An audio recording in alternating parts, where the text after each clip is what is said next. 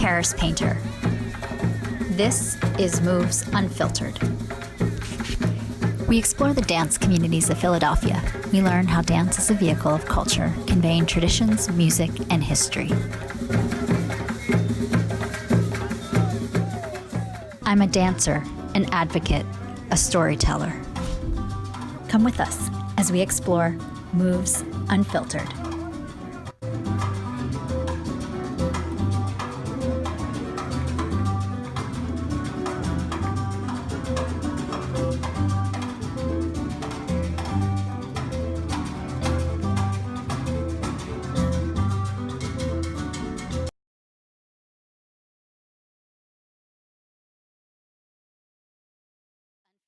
On Usala Media. Today we're talking to two volunteers who will share the work that they do working with cats and then dogs. So I'm pleased to be joined this morning in our first half hour with Mike, who is a volunteer from ProjectMeow in West Philadelphia.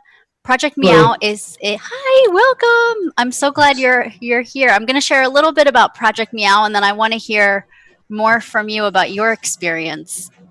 I know it's a 401c3 staffed entirely by volunteers and entirely supported by individual donations. And they're always in need of fosters, monetary donations, food, helping feed colonies, staffing the holding area, and administrative work. And this is also something interesting that I learned is that there's no shelter. It's only a collection of homes. So a lot of work being done with yourself and other fellow volunteers.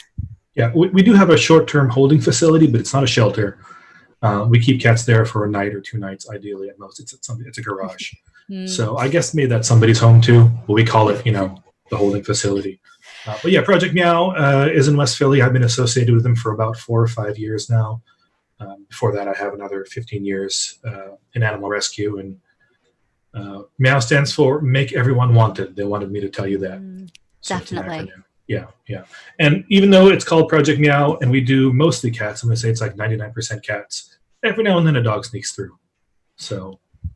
And how did you get involved with ProjectMeow, and how did you get involved in animal rescue work in general? Well, animal rescue work started when I had first moved to Philadelphia. I was 19 years old. I was living with my girlfriend at the time. And she just hauled in a dying cat off the street. And she's like, here's our new cat. And he was very ill. So we nursed him back to health, and it took a while, and that was the first one. And then every time after that, we found a sick cat, and they just kind of started coming to us. We're like, all right, well, I guess this is what we do now, save cats. And I started looking into doing that in kind of a more systematic way. We were also involved with, way back in the early 2000s, there was something called the Hedgehog Underground Railroad. I know, it sounds insane, but basically there was a crackdown on pet hedgehogs in Pennsylvania. So even though they're technically illegal, they were permitted for like 20, 30 years. And then all of a sudden, at once, the state government decided to crack down on them and started confiscating and destroying pet hedgehogs. So the Underground Railroad was just a bunch of us trying to collect all the pet hedgehogs in Pennsylvania and drive them to Delaware or Jersey where they're legal. Wow. Yeah, that's interesting work. Yeah, we did. I think Philly Weekly or the City Paper, one or the other, did a cover story on us. But that was way back, so you'd have to search the archives. But like 2001, 2002 is when that was. Anyway, fast forward a bunch of years. I had basically stopped doing most small animal rescue. So I used to be really heavy into ferrets and hedgehogs and rabbits and all that stuff. And I was doing mainly cats. And then ProjectMeow in West Philly. I live in West Philly. We connected. I started fostering for them, and then ProjectMeow has kind of 3 prongs, I should say. That'd be an animal rescue, which includes fostering and rehab and all that stuff. And then trap, neuter, and release, which reduces the surplus population and improves the health of feral cat populations. And then community support, which is where we help our neighbors take care of community animals, colony cats, and their own animals too, if possible. And so I started out firmly in rescue, and then I kind of branched out into those other areas as well. Could you share a little bit more about the value of the work that's being done by ProjectMeow and volunteers as yourself, especially given Philadelphia's cat population? Sure. So Philadelphia has a massive uncontrolled cat population. estimates from a few years ago put it at 400,000. Now that's a very rough estimate. It might be half that, it might be twice that. But about 500,000 is the term I usually cite because I think that's about right based on the numbers we're seeing. The city resources allocated to deal with this problem, which is a public health issue and a human quality of life issue as well as an animal welfare issue, is tiny, fractional. It's abysmal. Most other big cities spend several times what they do by capita, some as many as 20 and 30 times per capita on the feral cat and stray dog problem. So a lot of it falls to a volunteer, and we're kind of a drop in the bucket. We know we can't solve the problem, but we can at least, in our neighborhoods, on specific blocks, improve the problem. And that's really what we're aiming for. We're aiming for controlling the population of feral animals and improving their health block by block by block in West Philadelphia, because it's all we can do. We can't solve the citywide problem. Absolutely. Could you share specifically what would happen on a block or several blocks if there are a community of cats? Sure. So if there's a feral cat colony on your block, what we would do is usually we get a request from somebody who lives on a block for help, because we don't go out and look for trouble. Usually, we wait until people call us. We go out there, we make contact with several of the neighbors if possible, go up and down, ringing doorbells, leaving flyers, trying to just kind of get a picture of the entire situation, where the cats congregate, how many they are, is anyone taking care of them? Because on most blocks, you'll find somebody who puts out food for them. Mm-hmm. They may not think of themselves as a caretaker. Maybe they're just somebody soft-hearted who puts out a couple cans of cat food. But once we have that as a baseline, we can try to get an idea of how many cats there are, try to figure out the resources we need to get those cats, get them spayed, neutered. If they're friendly, maybe we can get them fostered and adopted. But that doesn't always happen. In fact, most of the time it doesn't, because they're not friendly. And so once they're fixed and vaccinated and the tip of their ear is clipped off, so people know that they've been already taken care of, so they don't have to be brought in again, then we put them back out to where they are. And what that hopefully does is it stabilizes that colony population, which means no more kittens will be born. Also, it reduces the spread of a disease, because animals won't be fighting or mating anymore, typically, once they've been fixed. And in terms of the human quality of life, no more screaming in the middle of the night from cats mating or fighting, or both. Usually it's both at the same time. Or no more spraying from tomcats. You open your door and you smell that huge waft of tomcat pee, which is very distinctive. Well, I'm told I can't smell it anymore. My nose is completely burnt out from cat pee smell, but I'm told. And so, then that means that block, the territory of those cats in that colony, which is usually about a city block or so, everybody gets better. The cats get healthier, they live longer, they're not making kittens, so you don't have a bunch of stray, sick kittens running around and dying. The local animal populations, like the birds and the frogs, do a little bit better, and the people don't have to deal with all the annoyances of feral cat problems. It's a win-win for everybody, assuming, of course, we can get the resources, which is the real trouble. It's always a question of resources. Absolutely. Do you find that generally, specific, especially to West Philadelphia, that the community is pretty embracing of this work and understands it? Sometimes. Once you try to educate people, it does go a long way, but you really have to engage with the community and the people on the block. And if you just kind of show up and try to act high-handed and to be like, yes, we are saving you from your cat problem, they don't respond well to that. Nobody responds well to that, right? So that's why we make a point of leaving flyers and talking. If we can talk to the block captain, if we get the block captain on our side, usually that solves a lot of problems, because it's almost always she, will smooth the way for us and call everyone on the block and tell them we're coming. And if we can do some goodwill stuff, what I'll often do is I'll often raise a little bit of money and say, hey, you have your own cats. When was the last time they had a flea treatment? Maybe I can give them flea treatments for free. And then once we kind of establish ourselves as the good guys, we're here to help. We're not here to take your cats away. That's not our job. We don't need more cats. We don't want more cats. We don't want your cats. We're not here to hurt anybody. We're not going to poison them. Now, do we run into people who are actively trying to kill those cats and who think that by doing TNR, we're actually hurting the situation? Yes, we run into those people. And they don't understand that extermination is actually not as efficient a policy for fixing the stray cat problem in your neighborhood as TNR is. In the short term, it seems like it, because in the short term, those cats are dead. They're gone. They can't make any more trouble, right? But Philadelphia is saturated with cats. We have 500,000 cats in Philadelphia. So as soon as that territory opens up, as soon as a cat from the territory next door realizes that, hey, there's a whole block here where nobody's eating the birds, all those cats from all the other areas come in and they fill that spot. So it's like trying to empty the ocean, when you try to exterminate them. I would be in support of extermination if I thought that it was the best, most efficient way to do it, as long as it's a humane extermination. We don't Sure. sanction like shooting them with a bow and arrow or something, which happens. But it just isn't. It just doesn't work as well as TNR does. There's a vacuum effect, as you mentioned, that other cats Nature abhors a vacuum. Will come in. Could you, the terms stray and feral are often used interchangeably. Could you speak to that? And why Sure. are cats released back? Why not just grab them all and try to find homes for them? Right. So a stray is a cat that was owned and was probably raised in a home by people and then is released or escapes into the street or into the wild. And a feral animal is typically an animal that was born in the wild. So they're not called wild animals because they're domestic animals that escaped and then bred in the wild, and those are called feral. So that's the difference between a feral and a wild animal. Is like a bobcat, which has never been tamed, right? But cats are a domestic animal. They're tamed by humans. They were created by humans. Nature didn't make cats, just like nature didn't make dogs, right? People made dogs and people made cats. And so when they get out and then they try to live on their own, they're called feral. People think that cats can just be let out and thrive because there are many cats that can thrive in the wild. Because they're very good hunters. But the thing is, if your cat's an indoor cat or was raised indoors or was raised mainly by people and people were feeding it its entire life, it did not develop the skills necessary to survive in the wild. It doesn't know that cars are dangerous. It doesn't know, what basically cat territories are because it's always had its own territory in the house. And it can't hunt real well. Maybe it catches a mouse in its house every now and then.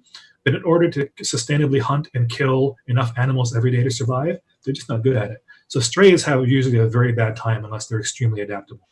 And then don't even talk about being a declawed cat outside because that is the worst. Yeah, and I would say, and maybe you'll agree with me, that declawing cats in general is not something that most humane societies, veterinarians would recommend. No, it is. For a variety of reasons, it's a very bad idea for the cat.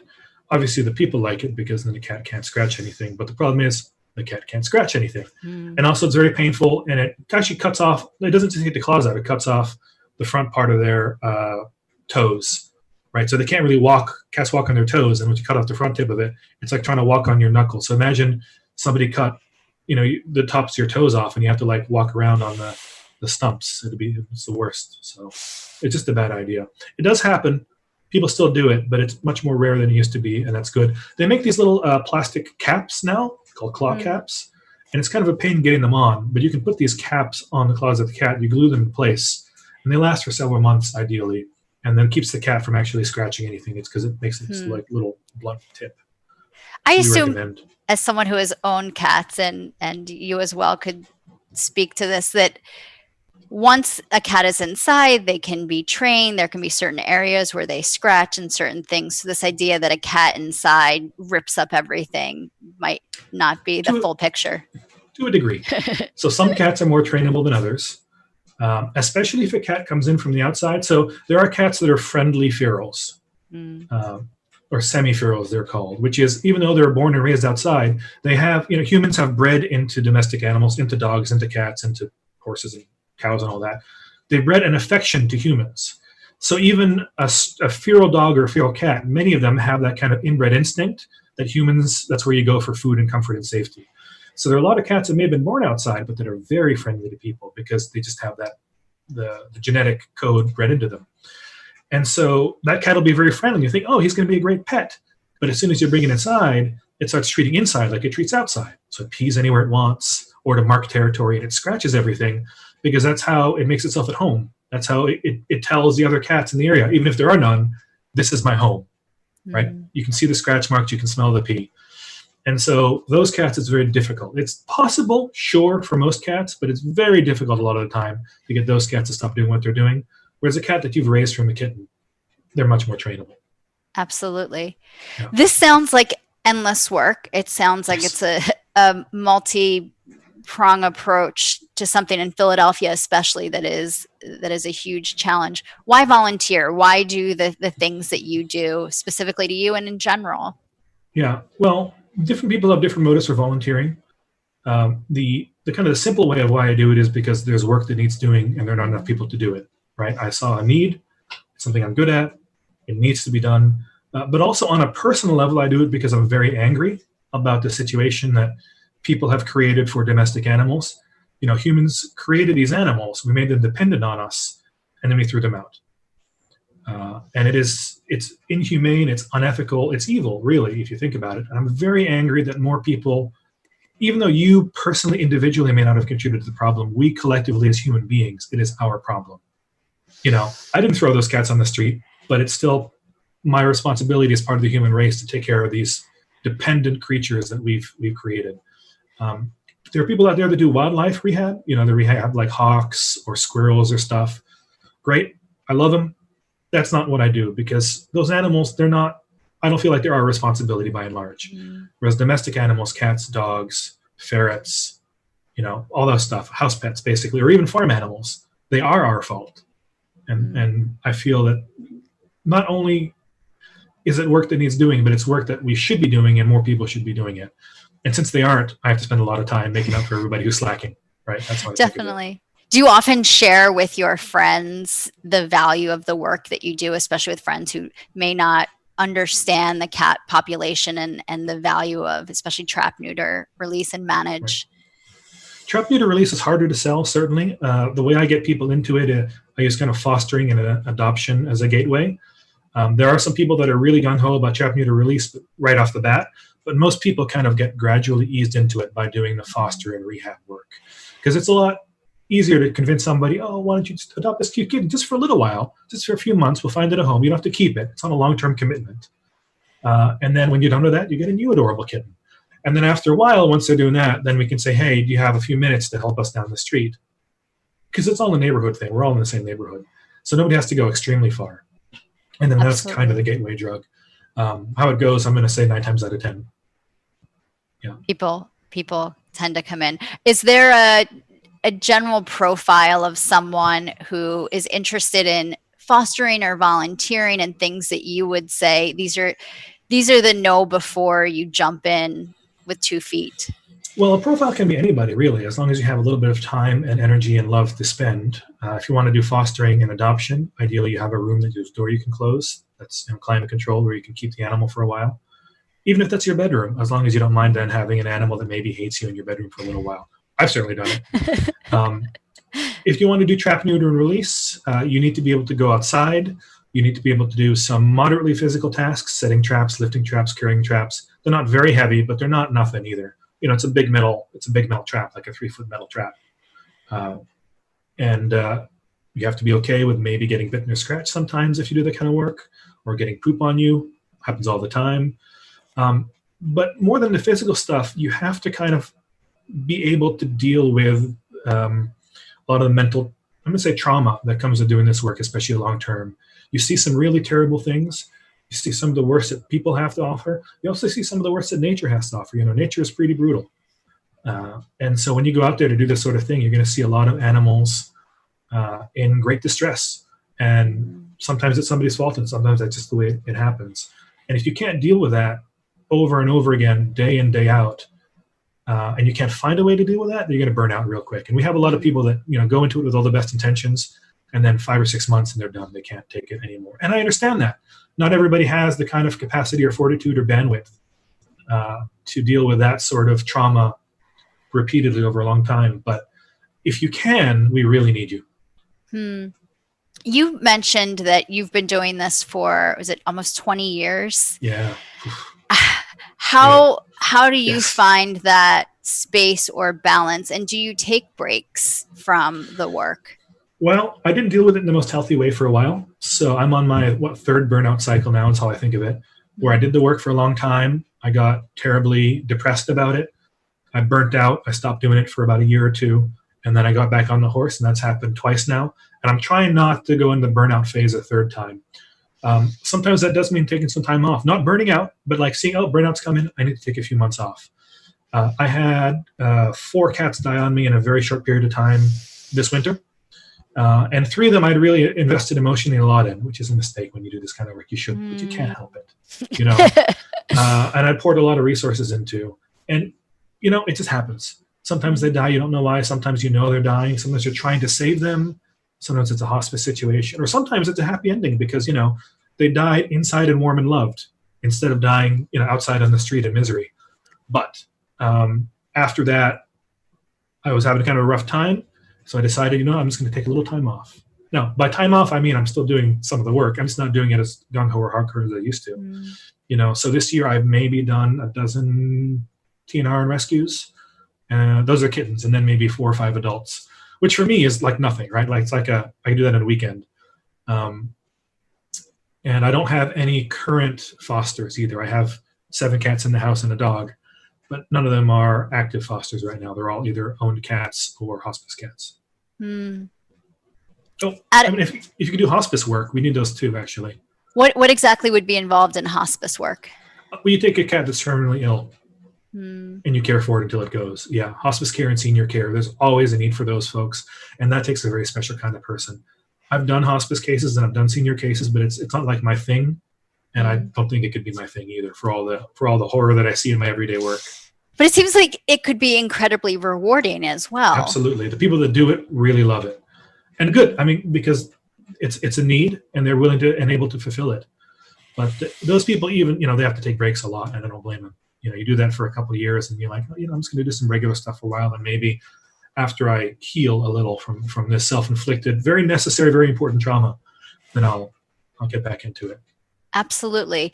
Out of all of the different aspects of volunteering and your work towards animal rescue, what do you think you've enjoyed the most, or that you've seen the most effect on? What I enjoyed the most is by far the fostering. I get a litter of kittens, and maybe I have to bottle feed them, which means I have to wake up every 2 hours to feed them. And eventually they grow up and they become, like small cats, and they have personalities. You get to know them, you train them. And then the sad part is, of course, then you take this great cat that you've helped to raise and you have to adopt it out.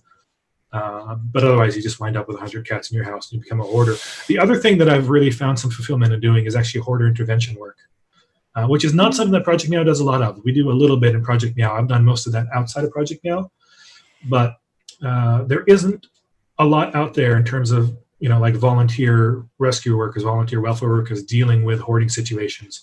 So I've written a small kind of field guide based on my own experiences about how to best deal with that. That's amazing. It's had some success. Some people have said that they used it and it works very well. And I've presented it at a couple of conferences. So that's been useful for me. Fabulous. So after hearing this, we have about 2 minutes before we wrap up. People are interested, or they've always had this place in their heart for cats. They live in the community and they want to be a part of it. How could they get involved? What are the different options? Sure. So you can go to projectmeow.org, and there's a section there for volunteering.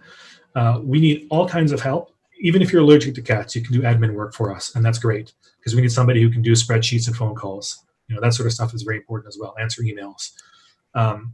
We can definitely use people who want to do the trap, neuter, release work, which means a lot of outdoor work, a lot of driving, a lot of sitting there waiting for a cat to walk into your trap. We always need more foster parents. If you can specialize, if you want to be a kitten foster, if you want to be a senior hospice foster, or if you just want to take whoever comes, that's fine too. All you need is a little bit of space, and we can help provide training and resources and all that kind of thing. And there's many different ways. If you want to be a driver, we can need drivers all the time. If you can't have a cat in your home, you can be a caretaker in our holding facility who shows up, twice a day to make sure the cats are fed and medicated and taking care of the ones that are there until they're moved on to their final destination. We always need more bodies. This is a problem that has basically no bottom, so we need an infinite amount of resources to solve an infinite problem. But we do the best with what we can. Can you also share a little bit before we wrap up about the value of donations and what that does and why that's important, especially to ProjectMeow? Sure. Well, we don't have corporate backers. We don't have any sponsorships. All of our donations, 100% of them, as far as I know, come from individuals in the neighborhood and outside the neighborhood. What we do costs money. Supplies cost money. Traps cost money. Gas costs money. Neutering surgeries and vaccinations cost money. They're not free. People think that they're free. There's no neutering fairy that gives away free surgeries and vaccines, right? We pay a lot of that out of pocket. All the medical rehab that we do is very, very, very expensive.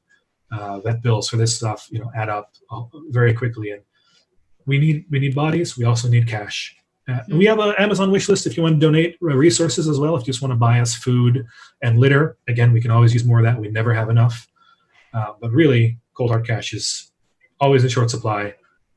So if you're willing to donate, www.projectmeow/donate is a way to do it. Awesome. Thank you so much, Mike. If there are any final words, things you'd like to share? No, thanks for having me. I appreciate being here. And all I can tell you is if you choose to do this kind of work, it is very, very rewarding. You get to, live with your best friends. There's a little guy I'm so glad you shared someone. Yeah. Who's this? This is Queequeg. He came from the PSPCA from Hi. a really bad situation. And now he's my little buddy. He is nuzzled up to your chest. Yeah, he is. This is all he wants to do is just cuddle in my lap or on my chest. I love this. 24/7. Well, I hope goes. both of you have a great rest of your day. Thank you again for sharing. Thank you for your work in the community, even during this pandemic and everything that's going on. It's very much appreciated. Sure. Well, again, happy to be here, and thanks for having me. So Mike, again, a volunteer from Project Meow. You can find them on the internet. You can find them on Facebook. They are always in need of volunteers and donations. They are 100% volunteer run. They have a fabulous website, and I love all the images of the cats for the volunteers. That's very creative. I'm Karis Painter. This is Moves Unfiltered on Usula Media. We'll see you in a few.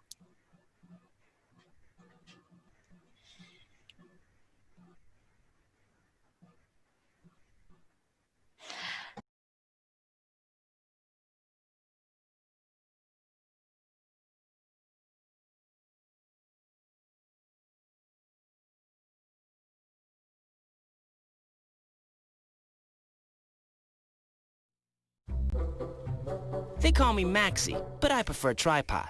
I was your above-average four-legged homie, and then wham, bam, minivan. Some people pity me. Now that's lame. I still run, fetch, and swim. And the ladies love me. I'm the ultimate wingman. Just don't ask me to high five.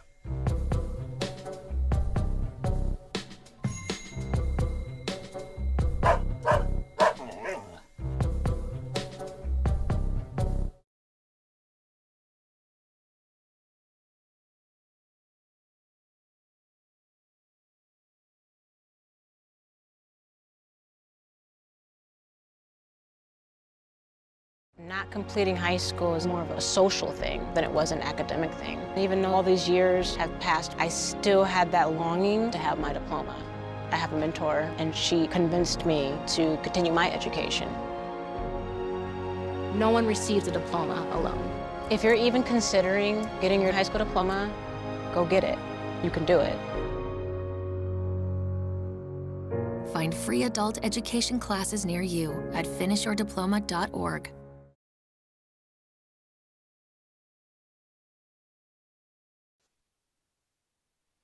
Hi, I'm Karis Painter.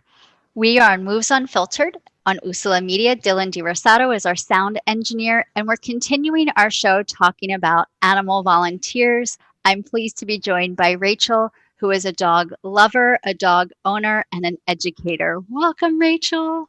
Hi, Karis. Thank you so much for inviting me. I heard the dogs in the background before we got on. Yes, they were actually quiet all morning until you clicked for me to enter the Zoom room. So there must be some commotion going on the street, making them bark. So how many dogs do you have? I have 2 dogs. And were they foster dogs? Were they, how did you get them? Talk about that. Sure. So my first dog I got about 2 years ago. His name is Wendell. So he is a dog that I adopted from the beginning with the intent to adopt. I wanted to get a new puppy. So I adopted him from a nonprofit animal rescue called Rural Dog Rescue. They're based out of DC. So they're a really great rescue. They get a lot of their dogs from very rural counties in North Carolina and I think South Carolina or maybe Tennessee, some southern states that have very high kill, where most strays get put into high kill shelters. So they send them up to DC, and they don't actually have a shelter. They actually find foster families that take the dogs in while they look for people who are going to adopt them. So my first dog I just adopted right away from a foster, a family that was fostering him. And then my second dog, Winston, I got about 6 months ago, like in October, November, and he was a dog that I actually fostered, and then a week later decided to keep him. So I looked up the Rural Dog Rescue, which is a fabulous organization, and they do get their dogs from the South. And I was reading up on why there's so many dogs in the South, that often from the Rural Dog Rescue, there's hounds, black dogs, and senior dogs. And those tend to be some of the most discarded animals in the South. And often the animals, especially hounds, have been used as hunting dogs. So once hunting season is over, they get rid of them. I'm curious, how did you find Wendell if there wasn't a shelter? How did you know you wanted him?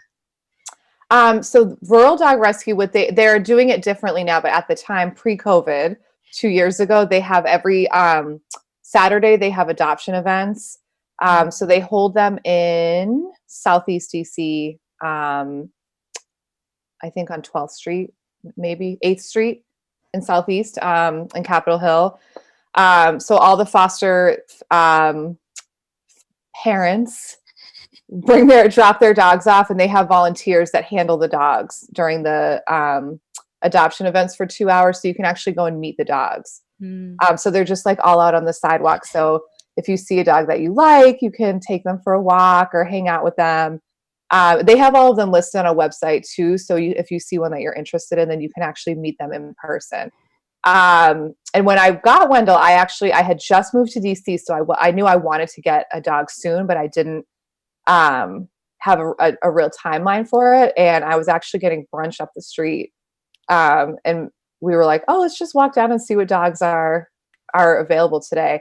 And Wendell just stood out to us right away because he was a little bit smaller. So he was good for like a smaller house or apartment. And and you just see one that like a dog that you feel like you connect with, that like comes to you first and that feels comfortable with you. So it totally happened way faster than I thought it would.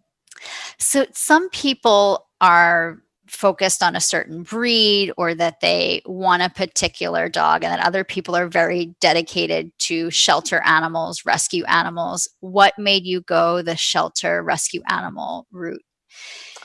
I know, I've always been a dog lover, and I think people have certain, like you said, there's always specific breeds that people really like. There are definitely people that are like, oh, I want a little like designer dog, we might say, like a Shih Tzu or a French Bulldog or something. So for me, just knowing like how many dogs that need to be adopted are out there, I would just feel so guilty to ever buy a dog when there's just so many other animals that do need a home. And growing up, I had like my family and family members always just had like mixed breed dogs. We never had these little designer dogs. And I think I grew up like knowing that these mixed breed dogs could just be such great pets. So I never had a huge preference as far as breed. I didn't want a dog that was super big, just because I don't have a big space for them. And I have like some allergies, so I wanted a short haired dog. So those were kind of my only specifications myself going into getting a dog. But I do think, I think that rescue dogs can tend to have a bad reputation, and people are worried that if they don't know their bloodline, or they don't know exactly where they came from, that they might not make great pets. But I think there's just so many really, really great dogs out there. And once they do get used to you and get comfortable, it's very rewarding when you see how they came to you. Like how, like each of my dogs had very different backgrounds that they were found in, and had very different like fears and challenges when I first got them, but seeing them years and months later, how much they've grown, and just like how comfortable and happy they are when they came from being so scared and so nervous, is so much. I think it's a very rewarding thing. Oh my goodness, there's so much to talk about that. So I love hearing that you didn't want a designer dog, because especially in the state of Pennsylvania, there are these puppy mills, and often the dogs are used for breeding for years and years and years. And then once they're done, they're either killed or auctioned off, or sometimes dumped in places. And so you were speaking to having the dogs or seeing the dogs grow with you. Could you talk more about that? What was that like for either Wendell or your other new guy? Yeah. Oh, his name is Winston too. Winston. Wendell and So, Winston. they're so They're they're so human names. regal. Yes, they're very sophisticated dogs. They're like royal family names. I know.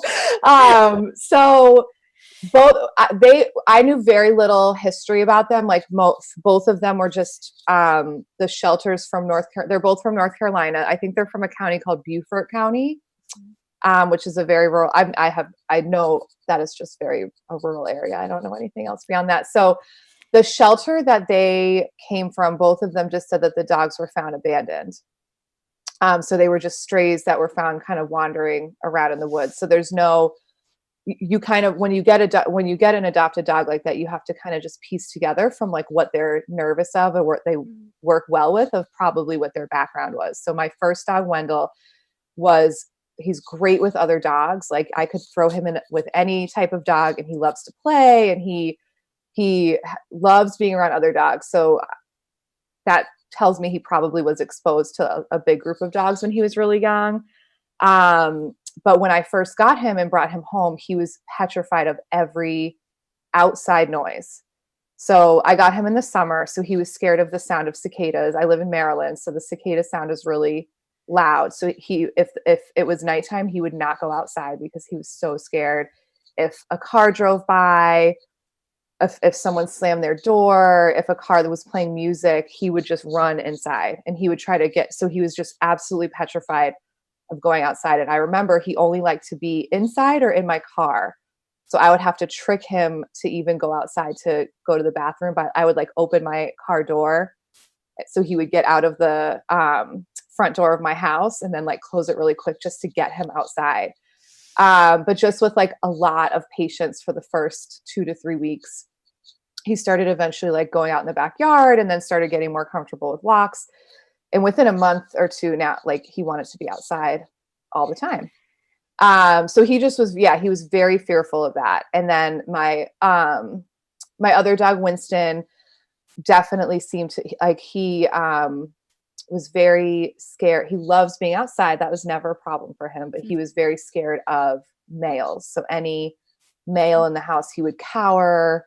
If just hearing a male voice would make him cower and kind of try to hide himself like in his crate or on his bed. So even though you really don't know what happened, you can kind of piece together their stories. But when you see how, like Wendell, for example, who now you would never think that he was scared of anything because he just like loves being outside and loves playing and loves going for walks, and feels so comfortable. So remembering him from like this scared little guy the first month I had him, to what he is now is just so nice to see how comfortable that he is. And same with Winston, just seeing like he was so scared to be touched. He was so scared for anyone to go near him.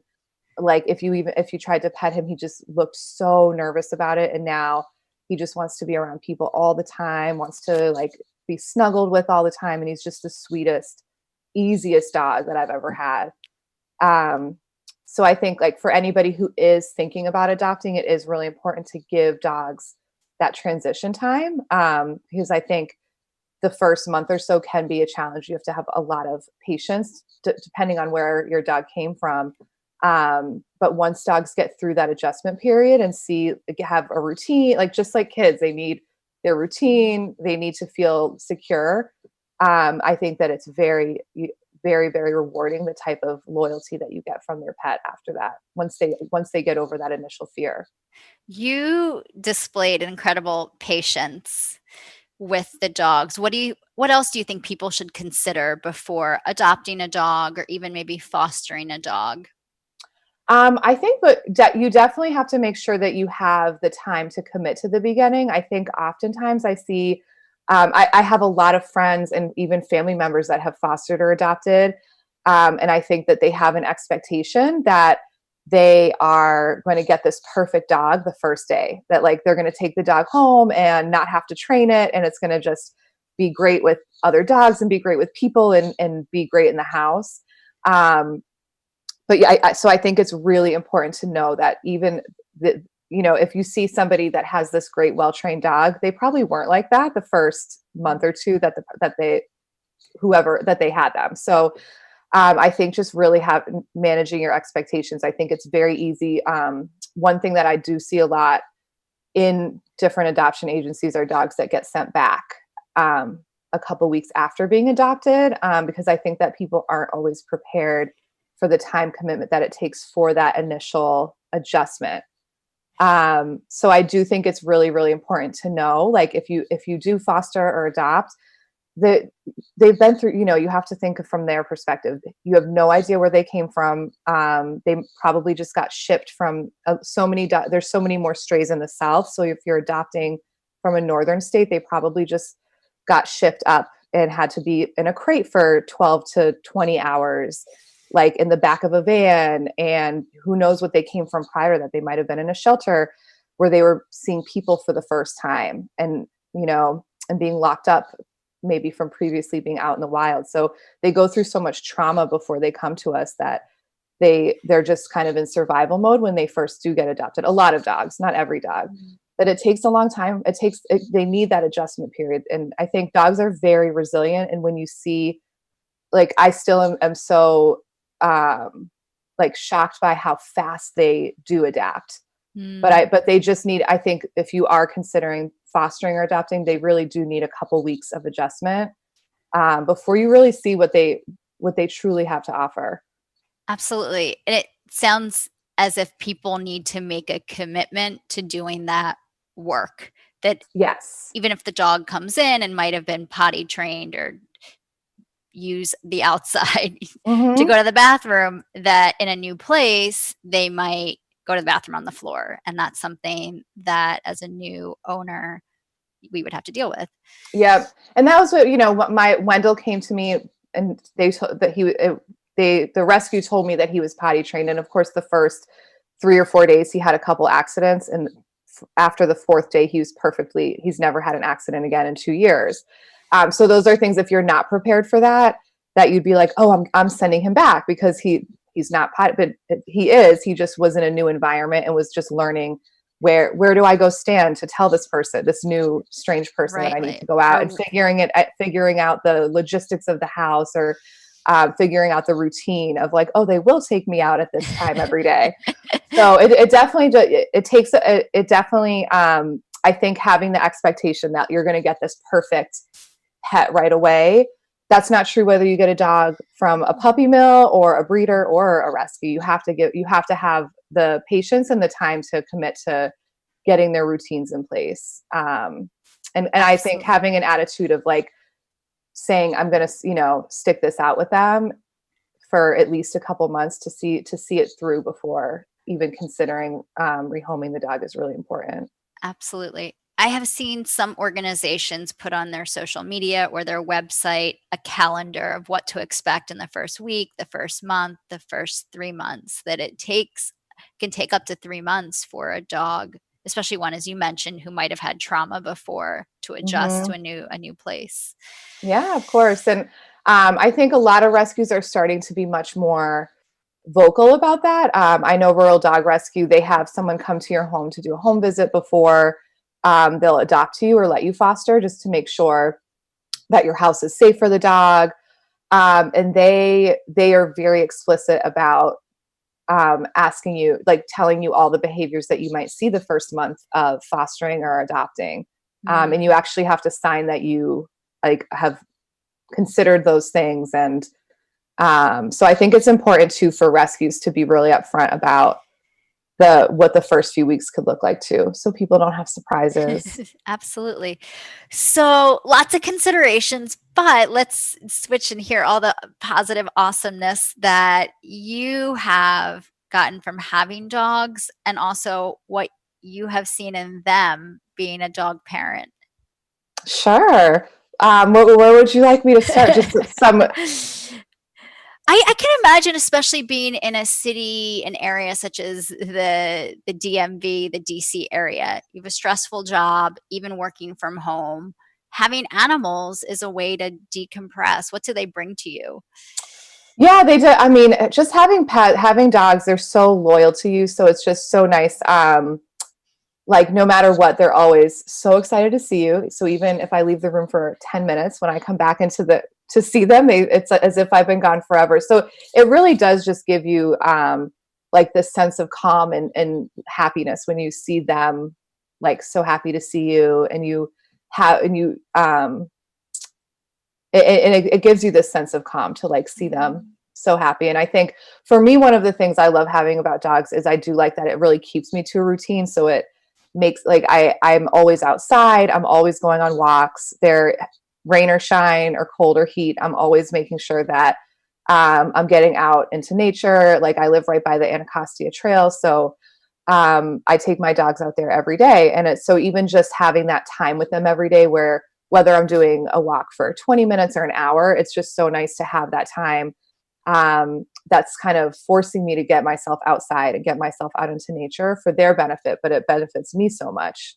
I think having dogs too just makes me much more active than I normally would be. Like it's very easy, especially in these really hot summer days in DC, to just say, oh, I'm going to stay inside in the air conditioning all day. But it does get me like up in the morning to get the dogs out on their walk before it gets really hot out. So for me, I notice it helps. It gives me like huge mental health benefits too, just having that exercise time, and seeing them so happy being outside and everything too. I'm curious to hear any kind of nuances of their personality. What's something that each one of them does that is funny, that if you had to post something on social media, this is my dog child? So my dog Winston, he loves being outside, and he like when he gets outside into grass, he like throws himself into the grass and just starts rubbing his whole body all over the grass. Like he like loves the feeling of just being covered in grass. And that's something like people walking by constantly like will start cracking up when they see him do it. And he almost like dives in and like makes all these noises as he's. How old is Winston? Winston is probably between 5 and 6. They couldn't determine his exact age. And then another thing he does is he like loves to like drag his body across fences to like scratch his back. Yep. But he has like a face like a human getting their back scratched when he does it. So that's his like his little quirky thing. And then Wendell has a lot of quirky things. So a most recent one, Wendell has like a very emotional face. So you can like, he like will give you a side eye look and things like that. Like he has a lot of attitude. But one like funny, so he had a neck injury that I found out about a couple weeks ago. He has a slip disc in his neck. So he has to wear a neck brace for about a month when he goes on walks. So anytime I put his neck brace on, he looks just like so sad that he has to wear it. And there's this dog in my neighborhood, this husky, who he like loves to play with. And like anytime he sees her, he just gets so excited. But when we walked by her with his neck brace on, like he wouldn't make eye contact with her. And he actually turned his entire like back to her so that he couldn't see her. So I was like, wow, I think that he's actually embarrassed that he's like wearing this neck brace in front of he's like a little dog man. he knows. Yeah. But he like was side-eyeing her and then like didn't want to make eye contact with her. So that was a very funny that he like has that awareness of that he's like wearing something that he doesn't want to be wearing. Poor little guy. I know. We have about 5 minutes. Now, I know you, Rachel, from living in Chile. We lived in Chile together. Could you share a little bit about the dogs in Chile? Yes. I loved the dog situation in Chile. So I lived in Viña del Mar, and then there's a city right next door is called Valparaiso, which is like that area is known to just have a lot of dogs living on the streets. And I almost don't want to say stray dogs because I think the attitude of dogs in Chile is so different than in other countries I've been to. But yeah, there's a lot of dogs everywhere, and Chilean people kind of like adopt these dogs that are living on the street. So like business owners will have like their dog, quote unquote, that they like feed and put food out for. But it was always so funny. Like all the dogs would have on like sweaters and scarves and those like neck warmers. So you would see them just like dressed in like little fleece jackets that Chileans would put on them in the winter. But they did really have a culture there of like wanting to take care of the dogs. And you would see these street dogs and they were huge. They were fat. They just got completely overfed. And they were pretty well taken care of. Do you think Chileans have this love of dogs that you haven't seen in other countries? Because you lived in Spain as well. Yeah, and even just traveling in Latin America, like I remember I spent about 3 months in Brazil, and the dogs there were so many street dogs there, but it was just so sad because they were really, skeletal, and they had mange and so many diseases. And I would remember like giving scraps to dogs, and Brazilians would they would, like my Brazilian friends would be like, why are you giving that to a dog? And were so upset that I would have compassion for dogs. Whereas like in Chile, I remember I was getting my nails done once in a nail salon, and this dog came by, and the woman doing my nails was like, oh wait, I'll be right back. And like went, and she was like, that my dog just came by. And she opened up their supply closet, and they had like a huge Tupperware of kibble, and she went out to feed her dog. And like my ex, who is in Chile, his grandmother had her own dog, but she had 2 dogs in the neighborhood that she also called her dogs that weren't hers. But like every afternoon you would see her making 3 bowls of food. So she would feed her own dog and then put one out. The other 2 dogs, I remember their names were Flaco and Perlita. So she would give those dogs a daily meal, and they were just dogs that kind of lived in the neighborhood forever, and they knew to go to her, and she would put out blankets for them in the winter to sleep on. She would put out like she would let them into like her little front garden to be in the shade in the summer. So they really do have a soft spot for dogs there. That was really nice. It was really sweet to see that, because I don't think you see that very often. No. I love that they would put the clothes on the dogs. And I don't know if this is true, but somebody told me that way anyone else knew that was somebody's dog. It was a way of saying that belonged. It wasn't a stray dog. It belonged to someone, even if that was the community dog. Yeah, and that's actually what they several Chileans told me, that before we ever arrived to Chile, they created a law where where the animal control would take dogs to the pound that didn't have a collar or something on them. So Chileans all got together and like put whatever they could on dogs, like homemade collars or scarves or a fleece, whatever they could, to like prove that they were taken, so that they wouldn't get scooped up by animal control, which shows you how important it is to them. Absolutely. And I love that you could go to a grocery store, what we would call a bodega, and there would be a big supply of kibble, and you could get a small bag that this would be for the person who's just feeding the street dog and isn't buying a full-on package in the store. Yeah, and you could do that with different treats and everything. They had it at all the bodegas, which I thought was great. Absolutely. Pretty wild. Yeah. So we have about a minute before we wrap up. Last words for anyone who is interested in getting a dog, who has a little spot for a dog. What would you say? I would definitely recommend, there's so many great nonprofit rescues out there. I would definitely recommend fostering a dog, because it will kind of let you see. So if you're fostering, then you're taking care of the dog until they get placed in their permanent home. And I think it's a really great way to see if having a dog fits into your lifestyle, and it lets you see like, even if that particular dog really works for you. So I definitely recommend, if you have a soft spot for dogs, consider fostering and seeing if it's for you. Awesome. Thank you so much, Rachel, a dog owner, advocate, traveler, and educator. I'm Karis Painter. This is Moves Unfiltered on Usula Media. Dylan DiRosato is our awesome sound engineer. Until next week, have a great rest of your weekend.